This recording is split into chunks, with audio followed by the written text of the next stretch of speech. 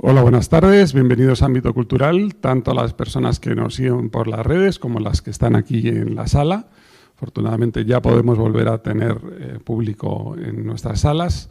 Si quieren asistir a nuestros eventos, les aconsejo que nos escriban a ámbitoculturalcallao@elcorteingles.es.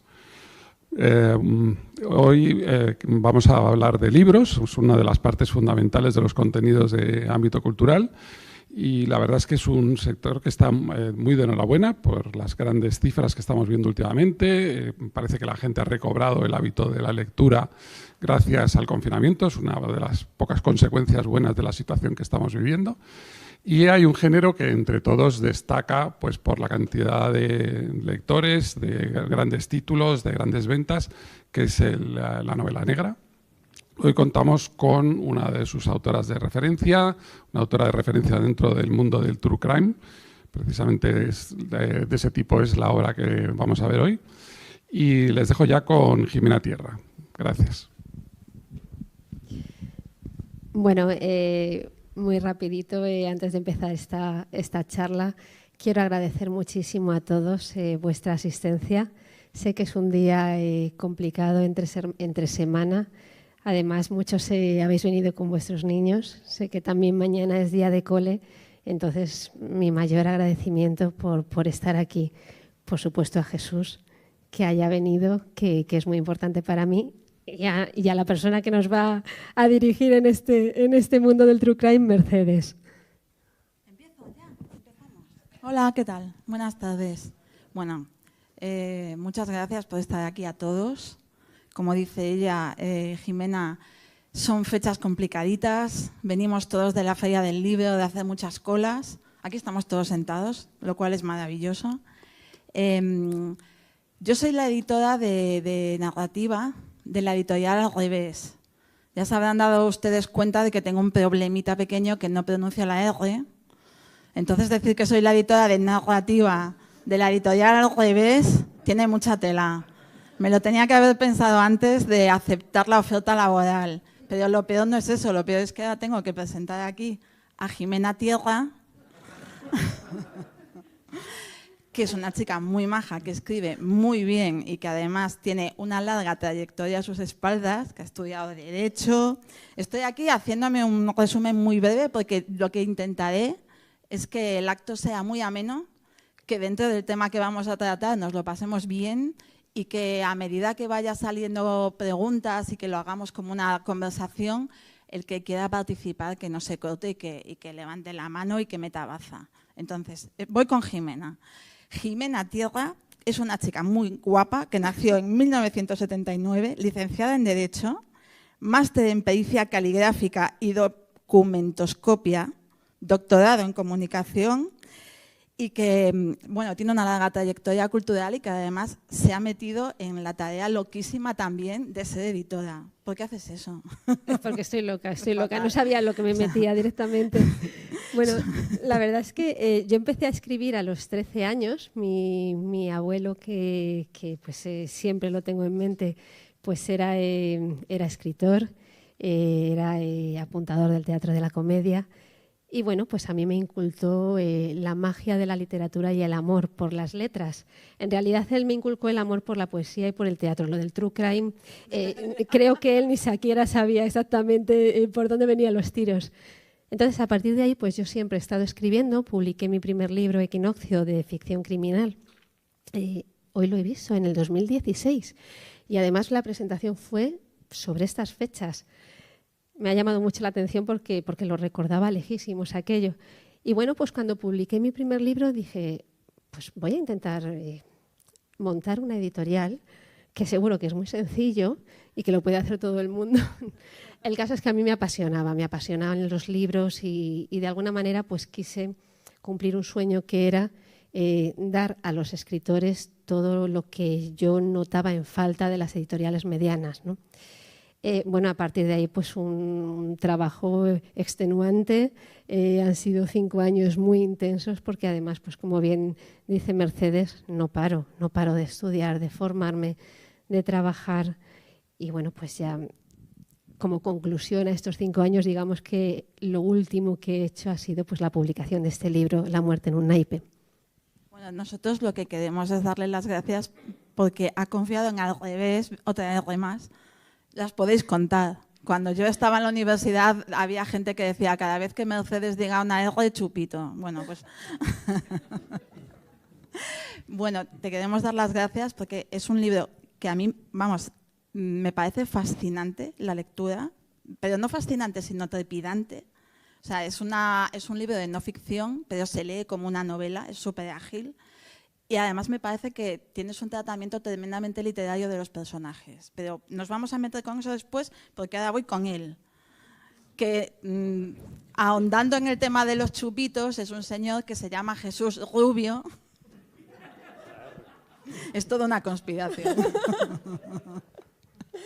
Ahí hay alguien que se está riendo. Ay, Dios mío, pues lo peor es que mi hijo tampoco pronuncia la R y me estoy gastando una pasta en logopedas, eso es lo malo.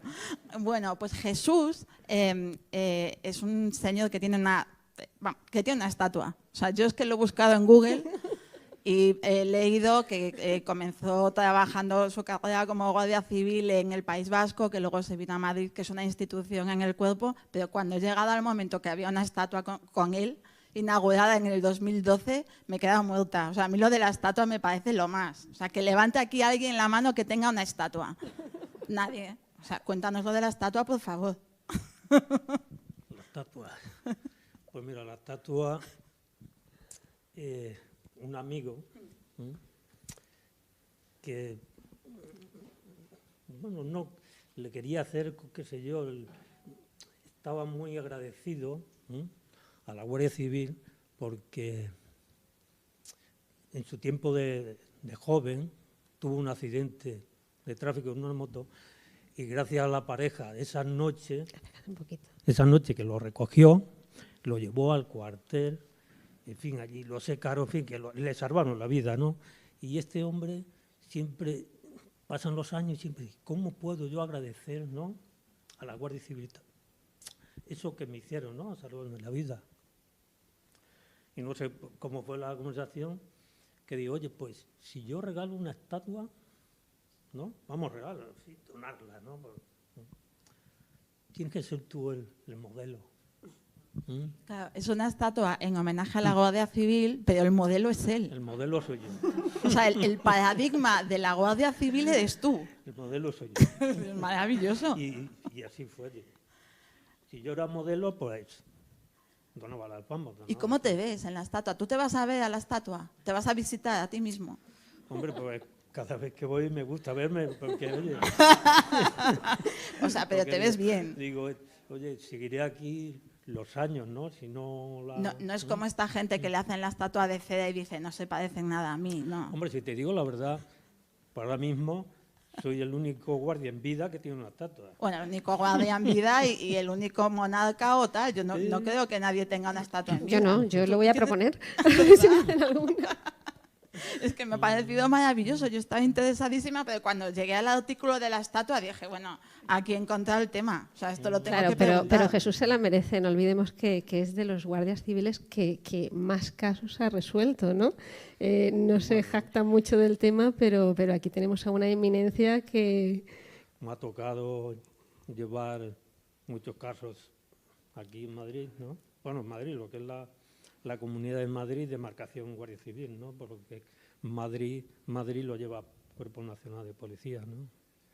Y bueno, me tiró ahí varios años llevando homicidios y bueno, por suerte he trabajado, he tenido un buen grupo trabajando en ello y hemos tenido la suerte también de los éxitos que salían adelante, ¿sabes? Con mucho esfuerzo, mucho sacrificio, muchas noches, muchas horas, en fin, pero bueno, ahí está. Pero vale la pena. Como el caso este. Como este caso. Vamos al caso que nos ocupa. Bueno, aquí tenéis el libro, La muerte en un naipe, en la editorial Al Revés, chupito. Y la primera pregunta que tengo para vosotros dos, primero para ti, es ¿qué te llevó, o sea, cómo fue que reparaste en este tema? ¿Por qué elegiste esto? ¿Cómo llegó a ti o cómo llegaste tú a él para decir me voy a poner con esto? Y después, ¿cómo fue que llegasteis vosotros dos a trabajar juntos y cómo ha sido la labor de trabajar en ello?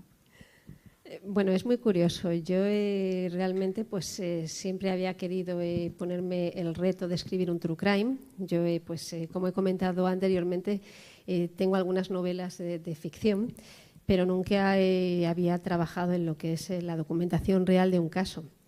Entonces, pues esa idea rondaba en mi cabeza. Además, rondaba la idea del asesino de la Baraja en cuestión, porque yo estuve muchos años trabajando en Tres Cantos y uno de los asesinatos se produjo precisamente en una de las calles en las que íbamos habitualmente. Entonces, bueno, pues yo tenía esa idea en la cabeza y solo me faltaba dónde. Había sacado al revés una línea editorial nueva, sin ficción. Me había leído los libros anteriores, me parecían súper interesantes. Entonces, bueno, pues no tuve más remedio que hablar con Marta Robles, Marta Robles es la directora de la colección. Yo aquí soy una infiltrada total. Que es la directora de la colección. Le dije, ¿qué te parece si trabajo sobre el asesino de la Baraja? Y me dijo, pues venga, pues vamos adelante. Entonces hay una anécdota que yo siempre cuento y es que el primer prólogo que la presento a Marta es un prólogo pues prácticamente ficcionado, en el que yo me imagino pues qué estará haciendo él, cómo ve la tele, cómo ve sus noticias. Y me dice Marta, esto no es true crime. Esto, volvemos a que te estás inventando una historia estupenda de cómo va a ser los asesinatos. No, ¿esto tú lo has leído en el sumario? No, pues entonces me cambias todo. Entonces, a partir de ahí, pues claro, el trabajo ha sido más intenso porque realmente he tenido que cambiar el chip completamente para ubicarme en lo que es el estudio de un sumario y en lo que es transcribirlo para que vosotros los lectores no tengáis las 4.000 páginas del sumario, sino que lo tengáis todo redactado y asimilable y bueno, pues agradable en cierto modo a la lectura. Pero vamos a ver, la colección tiene una de las pautas de la colección. Es que casi todos los autores se llama sin ficción, sin ficción al revés. La mayoría de los autores que han hecho libros en esta colección, algunos son jueces que han trabajado en el sumario de algún crimen, otros son policías, mozos de escuadra, periodistas de sucesos especializados. Entonces, de lo que se trata es de no novelar, pero en el fondo se te nota para bien. Se nota, no lo he podido, porque es muy ágil. No lo he podido quitar. A mí lo que me ha pasado como editora trabajando algunos de estos libros es que era como un sumario reducido y mi trabajo con los autores muchas veces es decirle, oye, dale agilidad, no me cuentes los datos, que es que esto se lo tiene que leer la gente y no se trata de leerse un atestado policial. Claro. Esto con ella ya estaba todo hecho. Es maravilloso porque se lee como una novela, pero yendo a los datos. Te lo agradezco mucho. Es que es verdad. Es que la diferencia parece una tontería, pero leer a Truman Capote, que todo es literario, además con un lenguaje exquisito, maravilloso, a leerte un sumario puro y duro, tiene que haber un término medio, ¿no? Entonces, ese término medio es el que a mí me ha costado tanto trabajo encontrar y que finalmente pues ha dado el fruto. Bueno, ¿y cómo llegaste tú aquí? ¿Cómo llegasteis vosotros a colaborar juntos? Pues mira, ¿cómo llegué? Pues llegué a través de un amigo en común, nos presentó y entonces, bueno, pues a raíz de ahí pues hablamos sobre el tema que yo había hecho y luego ella dijo que iba a escribir sobre el tema del asesino de la Baraja y oye, me dijo que sí, ¿no? Si quería colaborar con ella para esto y a raíz de ahí, pues mira, empezamos a... Es que fue muy fácil porque fue muy fácil con Jesús. Bueno, y en general fue muy fácil todo porque yo lo que hice... el asesino de la Baraja acabó con la vida de 6 personas y lo intentó con otras 3. Eso significa abogados por un tubo. Entonces lo que hice fue buscar a todos los abogados que habían intervenido en el caso, a todos los procuradores, con la confianza de que alguno recordara el caso y pudiera aportar información. Entonces vi con una persona que muy amablemente me dijo, Jimena, ¿que estás preparando esto? Pues te voy a presentar exactamente a la persona que le puso los grilletes. Claro, imaginaos lo que significa para mí, ¿no? Que me digan eso directamente. Y entonces así fue como conocí a Jesús, y luego pues ya todo era muy fácil, porque enseguida, pues oye Jesús, ¿cómo recuerdas que pasó esto? ¿Qué sentías? De hecho, el epílogo lo escribe él mismo, ¿no? Describiendo pues cuál fue su sensación cuando después de tantísimo esfuerzo pues consiguen dar con él, bueno, consiguen encerrarlo, digamos. Que es una cosa que también está en el libro. Tengo que decir que la aparición estelar de él, para que no os llevéis a engaño, es en el último tercio del libro. O sea, él es como las grandes estrellas de la función. Apareces al final. No, pero lo que quería decir, que he visto, lees el libro y veo que ella se ha metido en la, no sé, en la piel del investigador, ¿no? Como lo narra, como, ¿no? Lo que he visto yo bien ahí. Vamos, leyendo el libro, Dios lo ha hecho, vamos, pues, perfecto. Pues debes de ser bueno, porque me has leído la mente. Porque iba a contar yo precisamente eso. Que una de las cosas que a mí más me ha gustado del libro, iba a decir de la novela por deformación, lo que más me ha gustado del libro es la pulsión del investigador, que es el ansia que los editores a veces también la tenemos. Que es como cuando tú de repente encuentras un libro maravilloso y te entra una ansia loca por publicarlo, por sacarlo. El ansia, pero que además es una necesidad altruista, social, por encontrarlo. Esa pulsión está súper bien narrada, sobre todo en el último tercio, que es cuando aparece él, que es el auténtico protagonista. y te quería preguntar si tú la encontrabas, leyéndolo tú, si tú lo encontrabas bien retratado, si es así. Sí, no. Por eso le tengo que dar las gracias porque, digo, coño, cómo se ha metido dentro, no sé, dentro de mí, ¿no? Vamos, de mí. Ella también es buena. Del grupo, ¿no? No solamente yo, ¿no? Yo iba porque cada capítulo ahí hemos participado mucha gente, ¿no? Pero bueno, el grupo y yo digo, qué bien lo han... ¿Ves? Si es que cómo no voy a estar contenta, pues claro, pues así. Yo me puedo ir. Yo creo que el que lo lea, yo creo que le va a encantar. Le va a encantar porque es que lo que dice no es ficción, ¿no? Que es el hecho real y lo que el investigador, ¿no? va marcando, ¿no? Sí, además está muy bien hilado, pero otra cosa que también me ha llamado mucho la atención es que abriendo cada capítulo, además de contar los hechos, es mi interpretación, tú luego me corriges. Otra vez.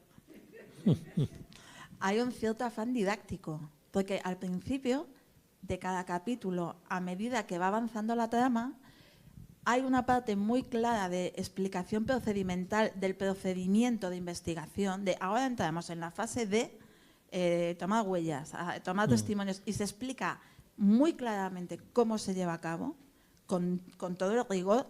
Yo lo he entendido así. Y luego hay lo mismo desde un punto de vista psicológico.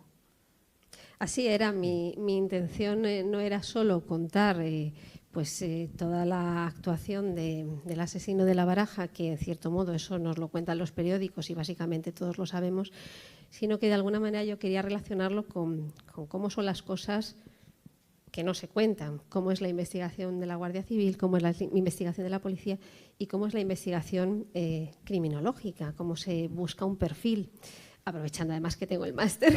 Entonces, claro, ahí va yo después. Entonces, claro. La clave también era hacer una pequeña introducción que no fuera excesivamente soporífera para que la persona pueda saber lo que es una firma, por ejemplo, que la firma del asesino todavía se confunde un poco, diferentes conceptos de criminología, tampoco muy profundos, y luego ya arrancar con el capítulo en concreto. ¿Y a ti te parece que esto está bien metido, que está bien hilado, que se reproduce tu trabajo con todo lo laborioso que es? Porque es que... No, que está muy bien, muy bien. Hombre, siempre que ha tenido cualquier dudilla... Claro, es que todo no eso...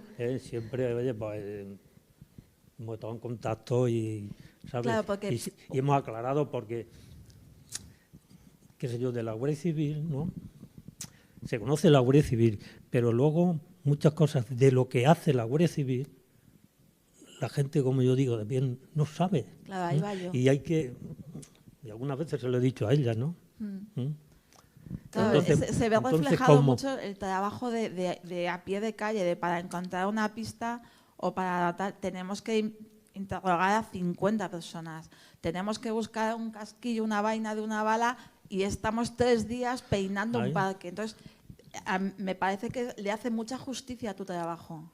Pues el caso de Tres Cantos, el laboratorio, que eran unos fenómenos, se tiraron 3 días para poder encontrar lo que era el proyectil, porque eso era importantísimo tenerlo, ¿sabes? Para que a raíz de ahí, cuando lo llamas luego ya balística y se hace el cotejo, es cuando ya se relacionan los homicidios cometidos en demarcación del Cuerpo Nacional de Policía y de Guardia Civil, que por eso luego ya pues hacemos un equipo mixto, ¿no? Ahí en conjunto y llevamos la investigación conjunta, que fue importantísimo, porque si no, ¿cómo lo sabes?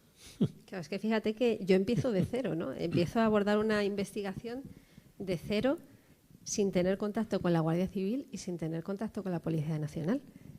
Entonces, sin apoyos como el de Jesús, realmente el libro no hubieras tenido el rigor que mencionabas. Era fundamental porque yo, como todos, pues puedo imaginarme pues cómo ha sido el procedimiento, pero que te digan exactamente, a ver, Jimena, te estás equivocando, esto es el proyectil, esto es la vaina, esto funciona así, ¿por qué se acordona una zona? En fin, cosas muy básicas, pero que para la gente de a pie no es tan básica.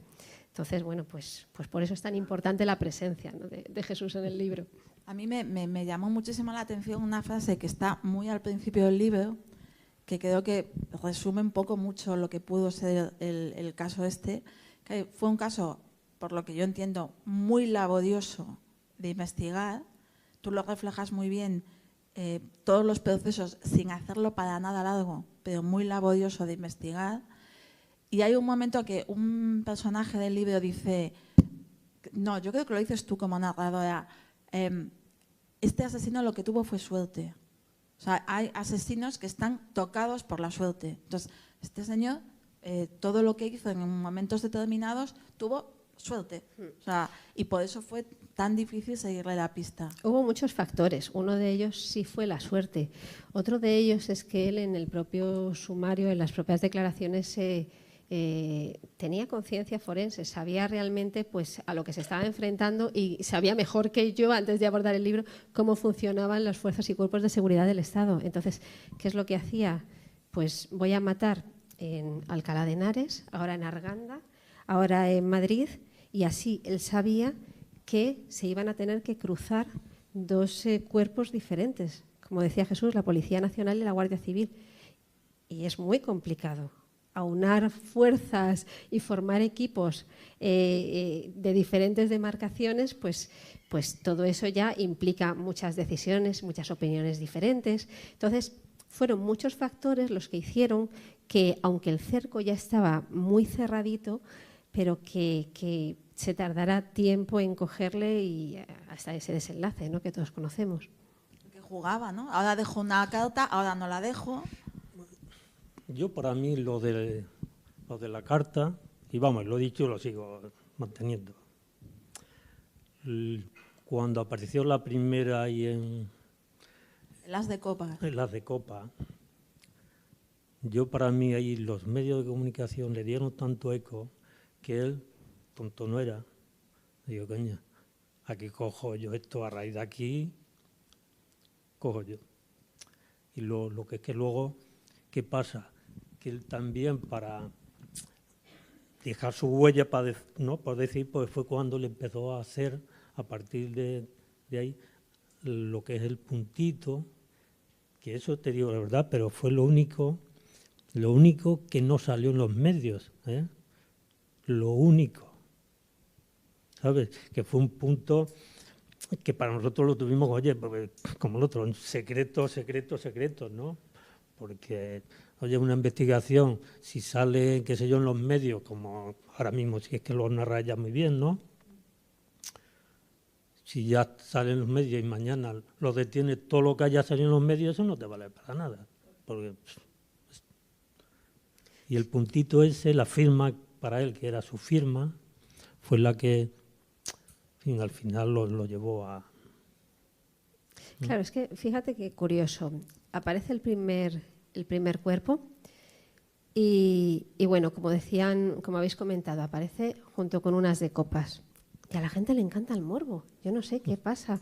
Alguien me decía el otro día, es que además esto lo vemos cada vez que hay un accidente en la carretera, todos parándonos y ya está el tráfico y ya está colapsada la carretera. Entonces, en los medios de comunicación, sin tener pruebas, sin tener nada, dijeron, ya está, esta es la firma del asesino. Una cartita de las de copas. ¿No? Posteriormente se descubrió que es que había un garito en el que se hacían timbas Estaba enfrente. Pero claro, pero es que cómo nos gusta el asesino de la baraja, nos encanta. Entonces, ¿qué pasa? Pues lo que comenta Jesús, que a partir de entonces dice, tengo un nombre, soy alguien. Voy a repetir que esto mola y que además salgo en la prensa nacional, internacional, no sé qué.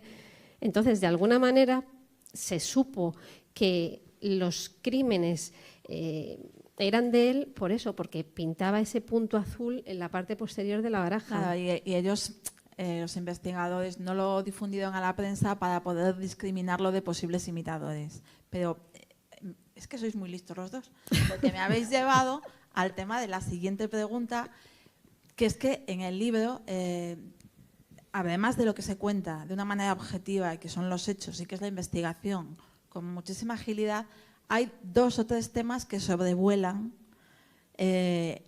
todo el libro. Uno es el tema de la suerte, porque también es muy aleatorio el tema de las víctimas. Quiero decir que eran víctimas elegidas al azar, entonces la suerte de que tú estás con tu novia despidiéndote en el portal y llega un tío y te mata. La suerte del asesino y la buena suerte porque no lo pillaban y la mala suerte de las víctimas. Pero Mercedes, es que fíjate hasta qué punto, qué casualidades tuvo este caso, que yo eso no sé si lo recuerdas, Jesús, que el bar Rojas, que era el lugar donde se cometió uno de los asesinatos, resulta que a la persona que pillaron también tenía un bar o un restaurante que se llamaba Rojas. Y los nombres nombres empezaban a mezclarse incluso. O sea, fue todo muy confuso para los investigadores. Hombre, él tonto ya ha dicho que no era, ¿no? Porque ahora mismo él fabricó una red, ¿no? Para cuando le expulsaba el casquillo. Una bolsa de ajos. Ahí está. Esas bolsas de plastiquito de los ajos. Ahí para coger los casquillos y no dejar la huella ahí, ¿no? Por el casquillo pues se hubiera cogido también, ¿no? Se hubiera, en fin, que él, y luego, oye, que manejaba muy bien las armas, ¿no? Bueno, era militar, entonces, pero tuvo suerte porque, mira, en el mes de abril, que las circunstancias a veces, los testigos, pues, pero en el mes de abril ya estaba la fotografía de él, lo que es que el testigo no lo reconoció, porque son fotografías que se sacan del DNI, y yo ahora mismo me veis la mía y dice, este es Jesús, este será, pues no, será otro, ¿no? Una estatua. Pero vamos, la estatua. Que a lo que voy, si la fotografía esa hubiese sido Fetén, seguro que el testigo lo hubiera reconocido y por aquella época hubiera caído. Que algunas veces, pues no sé, oye, las circunstancias, el testigo ya te digo que hay veces, oye, pues que no. El otro tema que a mí me parece que ahí se te ve la intención. Ahí dijo ella, esto cuando tú eres editor hay cosas que notas después de ver los libros y sabes que el autor ha dicho, esto lo voy a poner por mis narices. Yo creo que lo haces como 3 veces por lo menos. Hay 3 speech sobre la prensa. Sí. En 3 o 4 momentos muy concretos.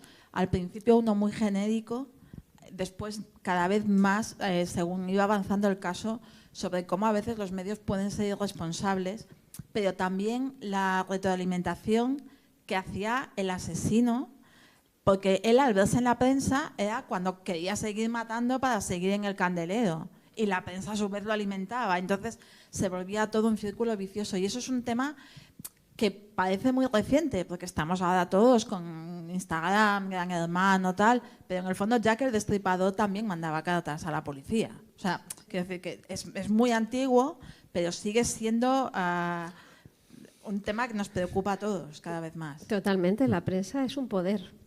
Y como tal, pues, ¿cómo es aquello de todo poder conlleva su responsabilidad? Pero es, la fama, pero la fama cuesta. pero es cierto, es cierto. Entonces, la prensa, cuando se utiliza en colaboración con las fuerzas y cuerpos de seguridad del Estado, puede ser brutal. Pero si actúan de manera independiente, pueden poner una zancadilla muy grave a la investigación. Entonces, bueno, no sabía que lo mencionaba tantas veces ahí. Fue subconsciente. Está muy bien porque no está igual. Primero se hace de una manera muy general, pero a medida que va avanzando el caso, cada vez tiene más implicaciones porque cada vez hay más vidas en el marcador y el tema sigue. No, es que la prensa aquí también, lo que dice al final, también la palabra utilizar no es, sino que también nos ayudó, ¿no? Sobre todo el retrato robo, en fin, porque la prensa, una parte, si no está bien controlada, te puede hacer daño, ¿no?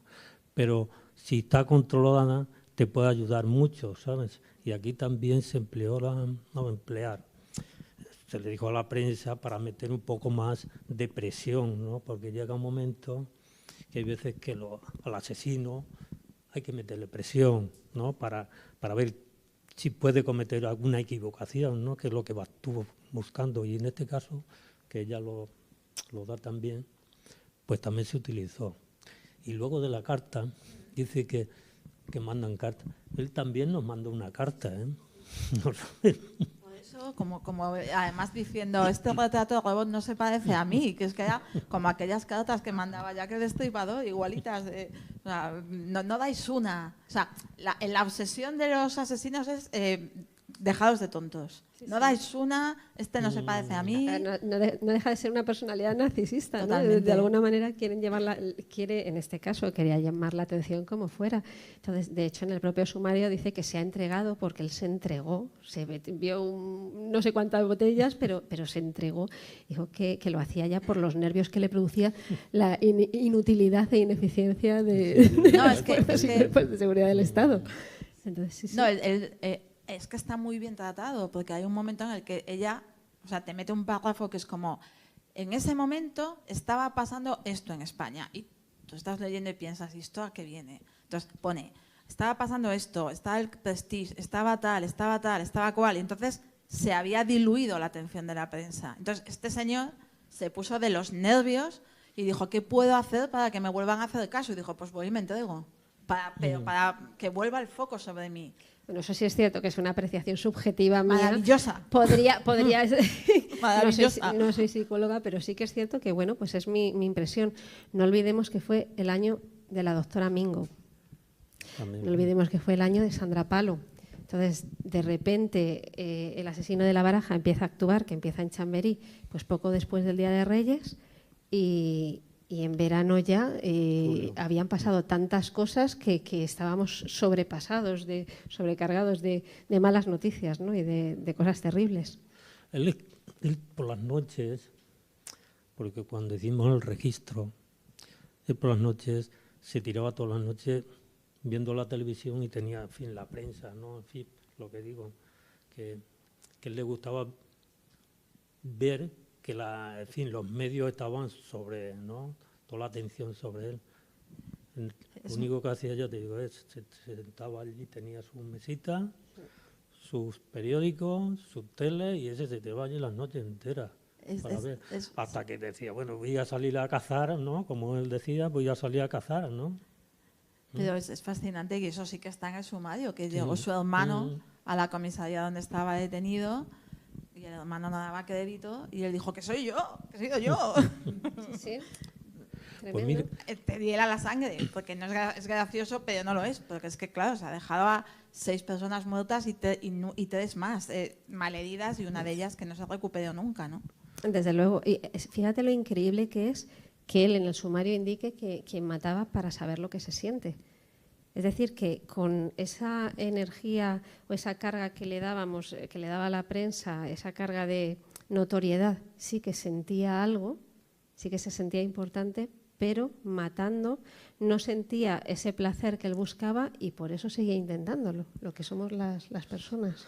Eso es que una de las veces que me quedé solo con él, Pues le pregunté, le digo, oye, ¿por qué matas? Entonces lo digo así, le digo, ¿por qué matas? Y me dijo eso. Dice, quería sentir, ¿no?, que lo que siente una persona a matar a otra. Digo, joder, ¿entiendes? ¿Tuviste que repetir 6 veces? Claro, te hubieras quedado con el primero y... ¿Sabes? Pero, en fin, que es tan... Y me quedó así como... Digo, pero... Otro tema, ya he puesto los 2 temas importantes. Uno era la suerte, otro era la influencia de publicidad, prensa, medios, voz pública, llamar la atención. Y hay un tercer tema que lo dices más de pasada, pero también está ahí, que es la presión que había porque venían las elecciones. Sí, Política. sí, pero... Temazo, es que esto es como Shakespeare puro. Pero no soy psicóloga y tampoco soy... Pero se asesora notaba la política. presión. Yo decía, pero es que Sí. no tiene que lidiar con un asesino este pobre hombre, que tiene que lidiar con la política, con la prensa, con las elecciones, por favor. A ver, es evidente que nadie quiere un garbanzo negro cuando de repente pues va a haber una época de elecciones concreta, ¿no? Pero bueno, más allá de ahí no puedo decir sí que es cierto que influye, pues evidentemente. Sí, influye. Yo de verdad he tenido mucha suerte, porque yo, los que he tenido por encima mía, siempre han sabido sujetar, ¿no?, esa presión, y a mí nunca me ha llegado, porque si a mi gente y a mí, ¿no?, la presión ya, nosotros mismos nos metemos esa presión, si encima viene el de arriba y... Y aquí a la compañera, yo creo que ahí, pues, es que hay veces que no sé. Hay que hacer cosillas que... A la compañera se refiere no a mí, sino a los otros grupos con los que trabajaron. Y ahí, yo se lo dije, le digo, yo para mí este no es. Pero oye, vamos los dos en el mismo barco y yo no te voy a dejar sola, ¿no? Pero vamos, yo sabía de mano que no era, pero bueno. Porque llevabais una investigación conjunta, Guardia Claro, Civil sí. con Cuerpo Nacional de Sí, Policía. hicimos un grupo mixto. Guardia Civil se encargaba por temas de las armas, el tema de armerías, tema de coleccionistas, tema de explosivos, tema de munición, ¿no? Temas militares, ¿no? Y luego policía, pues cogía otra parte. Pero vamos, estábamos los dos todos los días, mano a mano. Si yo tenía algo, yo se lo decía y ella me lo decía. Y en fin, que de verdad un trabajo duro, pero muy bien, muy bien. Pero aquí ya te digo, ahí se detuvo a ese. Pero bueno. Claro, es que bueno, pues al final pues esta posible presión, pues imperaba, ¿no? Entonces de alguna manera pues la otra parte de este grupo mixto pues sí que veían claro que podía ser el asesino de la Baraja una persona concreta. Ellos lo veían, oye, cuando se hizo porque lo veían que podía ser, ¿no? Yo no lo veía, pero bueno, oye. Y luego también veces... otro tema que me parece muy interesante, que tú lo reflejas muy bien, es como que es verdad, hay determinados sucesos que quedan muy marcados en la memoria colectiva. El asesino de la Baraja es uno de ellos, pero había habido un asesinato anterior, que era el asesinato del famoso del Rol. Otra vez más. ¿Quién lleva la cuenta aquí? Es que me salen de... Yo las intento evitar, pero vienen a mí. Bueno, que además, Mercedes, perdona que te corte, resulta que leyendo este libro, el otro día el padre de uno de los niños que va a la escuela con mi hijo me dice, pues yo era compañero de facultad del asesino del Rol. Sí, es que al final... Pero claro, ese asesinato, cuando empezaron a aparecer barajas, tal, no sé qué, no solo se llegó a temer que alguien que hubiera estado en la cárcel con estos asesinos tuviera algo que ver con esto, sino que se empezaron a encontrar, pues uno de los sospechosos se había hecho una foto con un as de copas, o sea que ya empezaba a ver como una cierta mitología, ¿no? Que es algo muy propio de nuestra sociedad. Es que pasaba de todo. En lugar de ayudar, lo que hacíamos era poner obstáculos. Pues de repente aparecían en internet comunicados de yo soy el asesino de la baraja, o aparecían fotografías en cabinas de teléfono de buscad a este, que este es el responsable, y luego no era nadie. Y en un momento dado pues llamó uno, porque se habilitó un teléfono, en este grupo mixto se habilitó un teléfono de llamadas que al final no tuvo demasiado éxito. No, lo único que dio mucho trabajo. Dio mucho trabajo y muchos problemas. Y entonces de repente se recibió una llamada diciendo algo así como yo soy el asesino, buscadme no sé qué, y luego era un señor que estaba en un psiquiátrico. Es decir, hubo muchísimos problemas para todo. Entonces, enlazando con la suerte, es que tampoco la sociedad, no ayudó ni la sociedad ni los medios de comunicación a que esto se solucionara. Esa línea 900 que se puso con buen fin, ¿no? Pero ya sabes, se recibieron alrededor de 2.000 y pico llamadas, y esas 2.000 y pico llamadas había que comprobarlas. En fin, es que se comprobaron. Algunas fuimos hasta Salamanca, que luego algunos personas un poco, pero que fuimos hasta allí. En fin, que hubo que comprobar. Por eso te digo que fue mucho trabajo por esa parte. Se hizo con buen fin, pero luego el resultado pues no ayudó mucho. Pero bueno, pero en otros casos sí que ha ayudado, ¿no? Sí. En general, ayudamos la gente de a pie con toda nuestra mejor intención. Yo pregunto. Pero yo creo que la gente de a pie sabe que el 091 es la policía, el 062 Guardia Civil, el 0... Y si algo tiene que contarle o decirle, tampoco no está esperando a que le ponga un 900 para esto, sino que llama, oye, que quiero comunicar esto, quiero hablar con el agente X, o quiero para, ¿sabes? Lo que es que aquí, bueno, se hizo, ya te digo, con buena intención para ver si, ¿no?, el ciudadano pues nos aportaba algo, ¿no? Porque... A mí lo que me maravilla es que no perdieran la esperanza y que sigáis ahí al pie del cañón, porque claro, fijaos con todas las cosas que nos estamos topando, ¿no?, en esta investigación. Y ellos todavía comprueban las 2.000 llamadas. Venga, ya ahora aparece esta prueba, a por ello. Es que si yo tuviera que llevar esa investigación, yo creo que tiro la toalla directamente, digo que lo lleve otro. Yo siempre he sido muy positivo, ¿eh? Yo tengo casos por ahí que los del grupo dicen que aquí no sale nada. Y yo siempre he dicho, algún agujerillo nos habrán dejado para que entre la luz. Oye, y al cabo del tiempo... Se encuentra al cabo del tiempo, con años después. Ha entrado la luz, ¿sabes? Sí. Y hemos esclarecido el hecho, ¿sabes? Pero claro, si tú ya desde el principio, bueno, como esto ya, vamos a hacerlo. Eva Blanco mismo, ¿no? Sí. Casi 20 años, ¿no? Yo ese caso lo he llevado, pues mira, cuando yo llegué ahí también, llevaba 3 años. Me tiré ahí, pues, casi 12 años ahí investigando eso también. Y mira, cuando me fui, y yo sabía que lo teníamos, muchas veces yo digo, sí, yo creo que el asesino lo vamos a tener delante de nuestros ojos.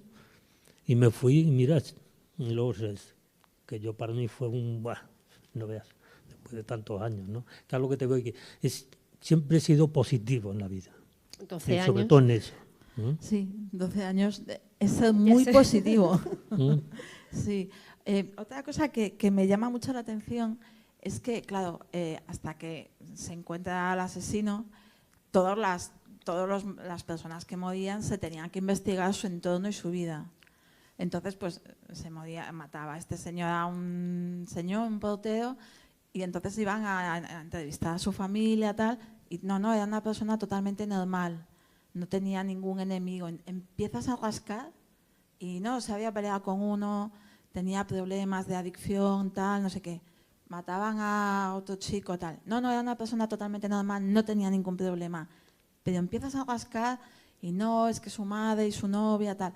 Y me llama mucho la atención de qué manera todos nos pensamos que tenemos una vida totalmente normal, pero cuando nos ponemos en una circunstancia dramática, como decía mi madre pobreña, mi madre en Galicia, que siempre me decía, ponte bragas limpias, no vaya a ser que te atropelle un autobús. Y esto pasa un poco igual. Todos somos muy normales, pero de repente un día te asesinan. Toda tu familia dice, tenía una vida súper normal, y se ponen a investigar y todo el mundo tenía una amenaza, se había peleado con uno, había otro que le debía dinero, otro que había tal. No somos nada normales, ¿no? A ver, cada persona tiene su vida y siempre vamos a tener problemas. La clave es...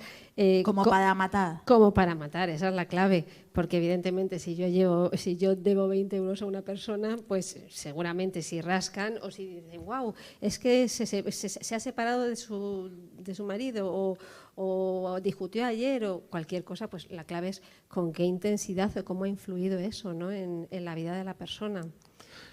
Es que a la víctima se investiga, pero vamos, toda su vida tienes que saber lo que hizo desde el día ese o el día antes, todo, tienes que saber todos los pasos que ha dado, en fin, toda su vida, ¿sabes? Para saber. Claro, buscando se encuentra. Buscando, oye, pues porque aquí todo el mundo es bueno, pero claro, empiezas luego lo que tú dices, a tirar, coño, pues pero si tiene aquí, ¿sabes? Entonces, a la víctima la investigas máximo. Vamos, que no quedas ni un resquicio. Bueno, yo voy a hacer mi último comentario porque quiero que vosotros participéis. Y esto es una cosa personal que me ha pasado a mí hace 15 días editando una novela negra para Al Revés. Que el novelista decía que habían reconocido al asesino porque jugaba al tenis y tenía un saque sacando muy particular. Entonces el señor se había ido a otra ciudad, había cambiado de vida, se había operado, había cambiado de cara, tal, y el policía, de repente, siguiendo los pasos y tal, se fue al pueblo donde estaba, vio a unos tíos jugando al tenis y dijo, ese saque, ese tío, esa manera de sacar es el asesino. Y yo le dije al autor, esto no es creíble, esto no puede ser. Si es Jesús le pilla. Esto no es creíble, tío, esto no tiene sentido. Y en este libro, que es una obra de no ficción, él se metía con uno de los testigos en una furgoneta de lunas tintadas viendo a los sospechosos porque tenían una manera de andar particular. Y el testigo decía, ese no es porque no anda así. Y cuando lo he leído he dicho, yo soy tonta, porque yo al autor le dije, esto no es creíble. Y él ¿cuántas horas estuviste en la furgoneta metido? Pues muchas horas. Y lo reconocía no por la cara, le disparaba la cara y lo reconocía por la manera de andar. Te digo una cosa, todos los días me hacía la forma de andar del asesino, todos los días. Vamos, lo tenía yo ya. Me lo hizo a mí ya Jesús. lo hacía yo. Es que Ni sé cómo andaba perfectamente. Y el chaval, pues, me dijo, yo si lo veo andar, yo lo reconozco. Y yo desde los supuestos que tienes, ¿no?, sospechosos, pues nos metíamos los dos en la furgoneta, nos dejamos allí una mañana entera y allí hasta que salía esa persona y lo veía andar. Y decía, no es él. No, y algunas veces hemos repetido porque el trayecto no era muy largo, entonces volvíamos otro día. Y lo veía andar. Pero él tenía que ver cómo andaba. ¿Y porque lo reconocía por la de forma de andar. Es que se le quedó grabado a él. Ella lo cuenta maravilloso porque sí, de repente ya cuando lo encuentran y tal, lo ve andar y dice, es él. No, que así, es que Eduardo. pero es que esto es como el culmen para mí. Es maravilloso porque está contado además con dos palabras. Es él, punto. Y dices, ahí está. Ahí me permití. Ahí hicimos novela, ahí hicimos literatura. Sí, un poco así. Bueno, pues yo lo único que me queda es animaros a que leáis el libro porque es adictivo y fascinante. Y ahora preguntad lo que queráis. Señor de ahí. Sí, es una pregunta. Una pregunta para ti, Jesús. Alfredo Galán, en el año 2003, o quizá en el año 2002, o quizá antes, viene de Bosnia. Sí. Él es militar. Y lo que voy es al arma. El arma es una pistola rusa, Sí, Tokarev. Tokarev TT-33, de calibre 7.62. No, 7.62. Sí. Entonces lo que te quería preguntar, aparte de que se sabe que puso aquella especie de trampa para que el casquillo que el arma escupe, Sí. no caiga al suelo, pero sí queda el proyectil en la víctima. Y el proyectil, aunque sea de ese calibre, me imagino que él traería proyectiles de Bosnia. Con lo cual la investigación se pudo también centrar en ese tipo de arma, que no es un Astra, no es una Star, no es un arma, una Smith Wesson americana, sino que es rusa. Lo que te quería preguntar, dos cosas. ¿Cuántos casquillos se encontraron? Porque el cargador tiene 8. Pero ¿cuántos se encontraron y cuántos proyectiles se analizaron en las víctimas? Para de alguna forma casar las dos cosas y ver que no era un arma corriente, sino que es un arma rusa. Llegas a decir que esa pregunta es para Jimena y me salgo corriendo. No, vamos a ver. Mira, aquí las tocarés, aquí en España, aquí localizamos todas las tocarés que había en España. La mayoría estaban todas inutilizadas. Claro. Algunas funcionaban, ¿no? Bueno, ahí en Arganda se detuvo a uno que tenía y retocaba algunas cosillas, ¿sabes? Entonces, eso aquí en España, lo que es las pistolas tocarés se recogieron todas se localizaron. Luego, lo que dices de la munición que se cogió, casquillo y tal. Casquillo, no sé si en el primero, no sé si me parece que ahí es donde dejó casquillo. Me parece que en el primero, pero no recuerdo. Lo demás fue en Tres Cantos, lo que es el proyectil, ¿no? El proyectil. En Arganda fueron quirlas, en fin, de las camisas, que también por ahí, pues. Y poco más. Lo único que aquí en España la munición de esa clase de arma llevaba ya llevaba ya varios años, ¿sabes? Lo sé. En fin, que eso ya llevaba, ni que él se trajo para acá bastante. Claro. Lo único que ya te digo que él con el cazabaina ese que hizo, pues no dejaba ninguna. Lo que era el casquillo, pues no dejó ninguna. ¿No dejó ninguno? No. Que solamente, ya te digo, eso se comprobó con el proyectil, que lo tiramos 3 días para poderlo encontrar, en fin, viendo las trayectorias y tal, que en fin, que nos costó. Y luego, en Arganda, por las camisas que se dejaron dentro del cráneo de las víctimas, pues también. Y policía, ya te digo, que me parece que en el primero es donde dejó el casquillo. Y por ahí se analizaron cómo que había sido, ese arma había disparado a esas personas, ¿no? La tocaré, calibre 7.62-33, o sus réplicas también, ¿sabes? Pero que fue el arma. Eso, mira, las pistolas esas, mira, dimos hasta la empresa donde se fabricó, en fin, que ya te digo, fue un trabajo, dimos, ya te digo, donde se fabricó, en fin, que ahí se hizo un gran trabajo por parte de los compañeros.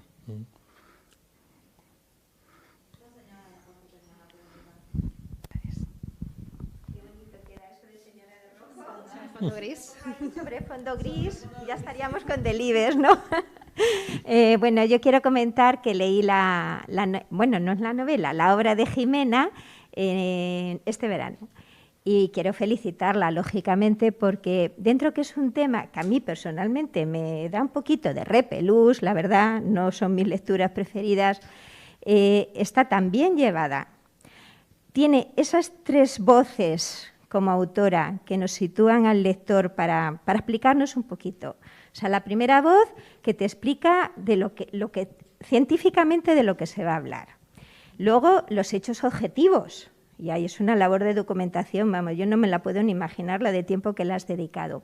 Y luego, a través de los testimonios de los personajes y del propio depredador, es cuando ella mete lo que a mí más me gusta, que es la literatura en sí y un poco lo que es la faceta humana, ¿vale? Entonces, primero felicitarte y luego preguntarte, vamos a ver, ¿cómo eres capaz de meterte en esas historias tan, porque he leído tus obras anteriores, ¿vale? Meterte en esas historias tan duras, tan crueles, tan... Y luego, pues seguir con tu vida normal, pues con tu hijo, con la ducha, con la cena, con... Ahora voy a dar una presentación de un libro, ahora voy a contestar los WhatsApp. Es decir, ¿no te crea un sufrimiento o te cuesta salir de la historia? ¿O tienes ahí un tiempo de decir... Cuando nos metemos mucho en un personaje se nos pega, por lo menos a mí me pasa, se te pega el personaje y ojo que te persigue, ¿no? ¿Cómo lo haces? A ver, yo en relación a este último libro, a mí me costó muchísimo trabajo escribirlo, precisamente por esa empatía hacia los personajes, porque no estaban en mi cabeza. De repente yo pues me pongo muy contenta porque encuentro a alguien que me va a facilitar el sumario.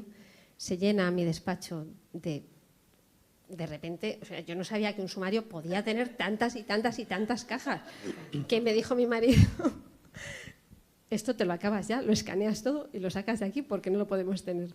Era imposible. Entonces, claro, ¿qué pasa? Que ahí había fotografías, había historias reales, no era como yo lo había inventado. Entonces sí me quitó el sueño. Sí me pareció durísimo. Por eso había comentado la charla diciendo que era un reto y efectivamente ha sido un reto superado, pero que seguramente tarde mucho si es que lo vuelvo a hacer. Porque en mis anteriores novelas, que sí son ficción, pues es ficción inspirada en hechos reales. Para la primera tuve que hacer un exhaustivo estudios sobre sectas satánicas. Bueno, pues son temas, a mí me gusta descubrir cosas que no conozco y narrarlas y contároslas a los demás. Pero en este caso en concreto, que además pues bueno, eran personas de carne y hueso, me chocó mucho y me quitó el sueño.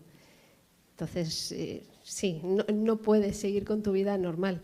Yo confío en que vaya pasando el tiempo. Bueno, esto lo entregué a la editorial en febrero, ya pues prácticamente pues hay cosas que están olvidadas, pero de repente ir pasando páginas y ver pues, imágenes muy concretas, tema visual además impacta mucho, o declaraciones muy concretas de decir, estoy narrando algo que no soy capaz de comprender. Claro. Mi cabeza no es capaz de comprender el dolor gratuito ajeno. Entonces sí es... Vale, pues esa es la sensación que yo tenía y sí. me reconforta. Y una pregunta a Jesús. Es muy difícil. A ver si con una sola palabra, por eso digo que es muy difícil, puede expresar lo que se siente cuando se consigue tener al asesino. Cuando te enfrentas a él, o sea, cuando sabes, eres tú. Y le pones, creo que se ha dicho literalmente que le puso los grilletes, ¿no? Un pues mira, sentimiento. Una de las satisfacciones más grandes, ¿no?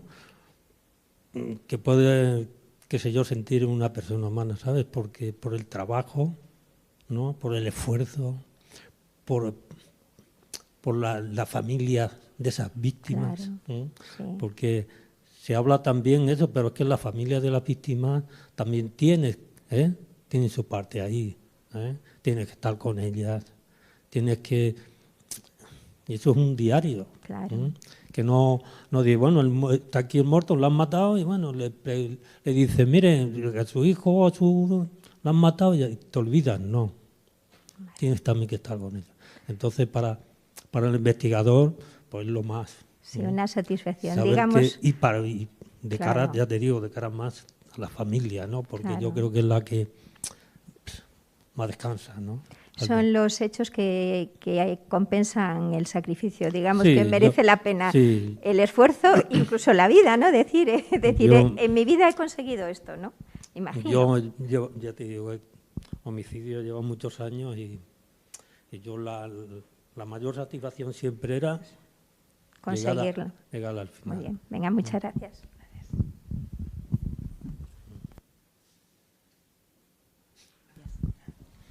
Ahí, Jimena. Hola, buenas tardes. Tengo una pregunta para la escritora Jimena y otra para el guardia civil.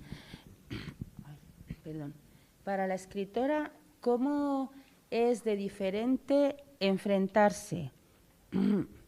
¿Cómo es la diferente posición que tienes que enfrentar una novela puramente ficcional, aunque esté basada en hechos reales, a cómo te enfrentas la voz narradora y cómo te enfrentas como escritora? No sé muy bien cómo posicionar yo esta pregunta, pero creo que tú la sabrás. Al enfrentarte a una novela de hechos reales, que no es novela, es decir, ¿cómo la tienes que afrontar? ¿Cómo te posicionas? Es decir, yo, bueno, que escribo ficción, pues sé más o menos colocarme frente a una novela de ficción, pero desde tu experiencia de ficción, ¿cómo has podido colocarte para escribir esto que casi es periodístico, pero que le has dado yo le llamaría la categoría literaria? Esa es la pregunta. Es que esa es justo la clave, el periodismo. Básicamente lo que hice fue pues cambiar totalmente mi punto de vista. Si mi forma de narrar habitual e innata es literaria, con muchos adornos, pues yo hago mucho uso de las metáforas, las aliteraciones, cambiar totalmente y decir, a ver, tampoco vamos a utilizar un lenguaje técnico sumarial, pero ser lo más puramente objetiva posible. Por eso comentábamos el trabajo que me supuso un cambio tan radical y que de vez en cuando no he podido evitar, porque para mí en esa escena donde averiguan por la forma de andar quién es, para mí las palabras eran claves. Es ese. Seguramente no dijo eso o se movió de alguna manera, claro, yo no estaba allí. Pero hay cosas que estaban en mi cabeza y que tenía que narrarlas así, no era capaz de hacerlo de otra manera. Entonces, es muy difícil, porque es el mismo escritor, es muy difícil desprenderse de algo que llevas dentro, ¿no? Como es pues, lo que comentaba, el uso de las metáforas. Pero bueno, pues simplemente pues, esforzándote en utilizar un lenguaje mucho más periodístico. Pero el oficio está bien en esos momentos. Siendo fiel a los hechos y al sumario, el ejercicio de oficio que has hecho ha enriquecido muchísimo el libro. Sí, para mí, desde mi punto de vista, que total yo no tengo mucha opinión porque solo llevo 25 años editando. Nada más. Para mí está muy bien. Para mí el oficio y la magia está en saber precisamente darle, bueno, ahí está Capote, ¿no? O sea, en salvando las distancias, ojalá. Claro, saber ser fiel a unos hechos y no olvidarte de que tienes un oficio y oye, en el momento en el que te interesa y en el momento en el que te conviene, meterlo ahí bien metido. Está claro que el narrador o el escritor no es igual que un periodista. Tú lees una columna de periódico y te tienes que ceñir a un número de caracteres y una manera muy concreta de explicarlo, ¿no?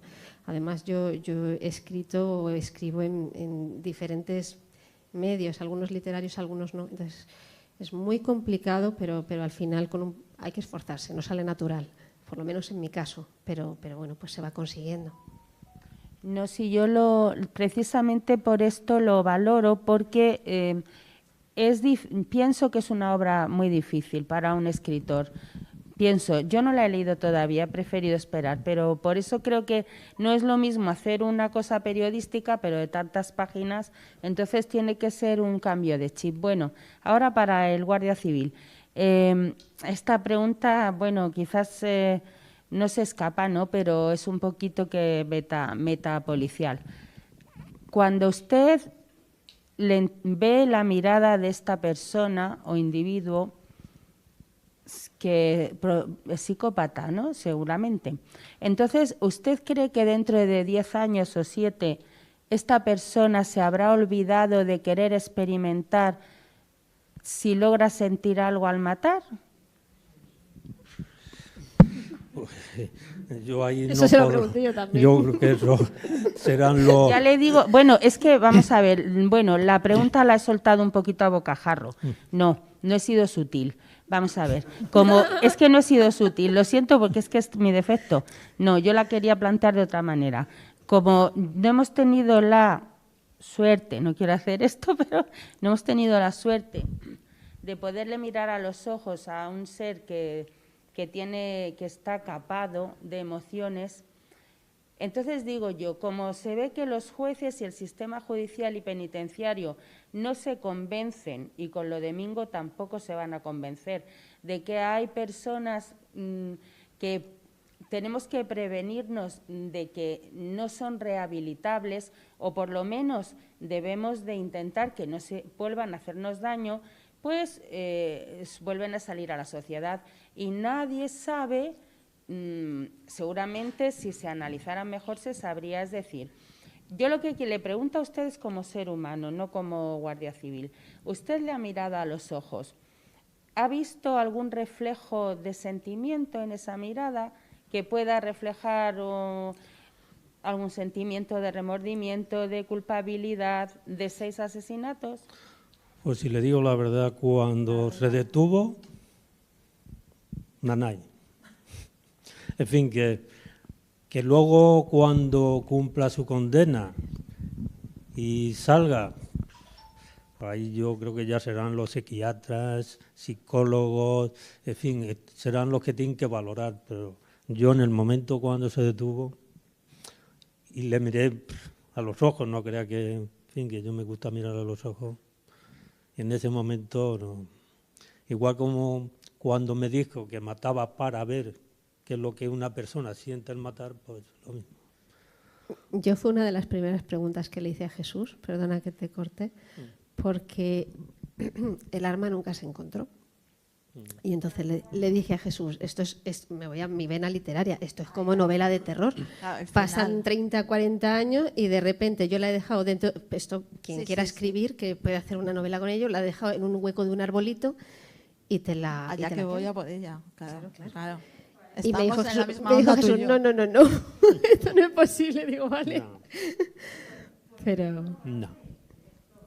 Bueno, ¿alguien más? ¿Alguna preguntita más por ahí? ¿No? ¿Seguro?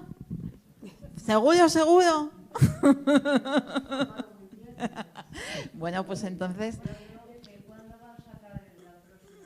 Mira cómo había una pregunta más, ¿ves? No lo sé. True Crime no será. Será de ficción, pero no lo sé cuándo. La tengo en la cabeza nada más, o sea que queda mucho tiempo.